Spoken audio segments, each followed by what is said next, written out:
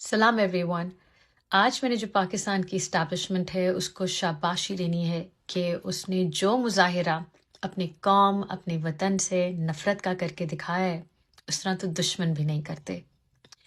آپ نے اتنی پیاری اتنی محبت کرنے والی اتنی جذباتی اتنے بڑے دل کی قوم کا کیا حشر کیا ہے آپ نے دہائیوں سے.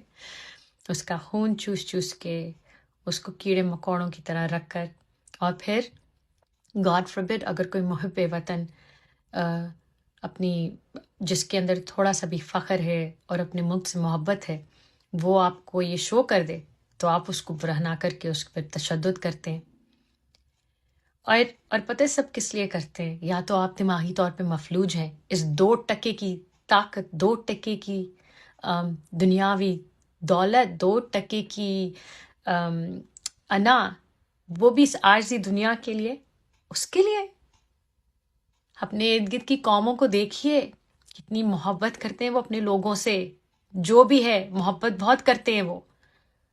آپ نے تو اتنی پیاری قوم کا کیا اشر کیا ہے کتنا پوٹینشل ہے اس کے اندر لیکن آپ کو ذرا سا احساس نہیں ہوتا رتی بھر بھی نہیں. اور ہاں بہت شکریہ.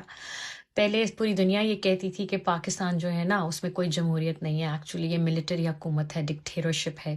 لیکن آپ نے نا کچھ مہینوں کے اندر بالکل کنفرم کر کے دکھا دیا پوری دنیا کو. پوری دنیا کو پتہ چل گیا. آپ نے بلکہ یہی نہیں آپ نے تو کنفرم کیا آپ نے سب پوری دنیا کے سامنے نا جمہوری نمائندوں کو پکڑ کے ان کو برہنہ کر کے تشدد کیا ہے. اور کوئی بولے آپ کے خلاف تو اس پہ آپ نے تھریٹن کیا ہے چیزیں کی ہیں کنفرم کر دیا. کیا دھجیاں بکھیری ہیں آپ نے پاکستان کے امیج کی پاکستانیوں کی محب وطنوں کی.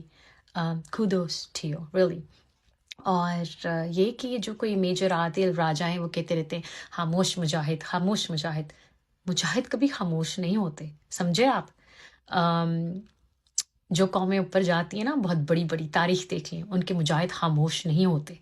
اور میرے اپنے آباء و اجداد مجاہد تھے.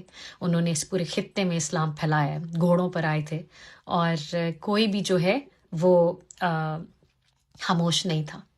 بس میں نے آج کے لیے اتنا ہی کہنا.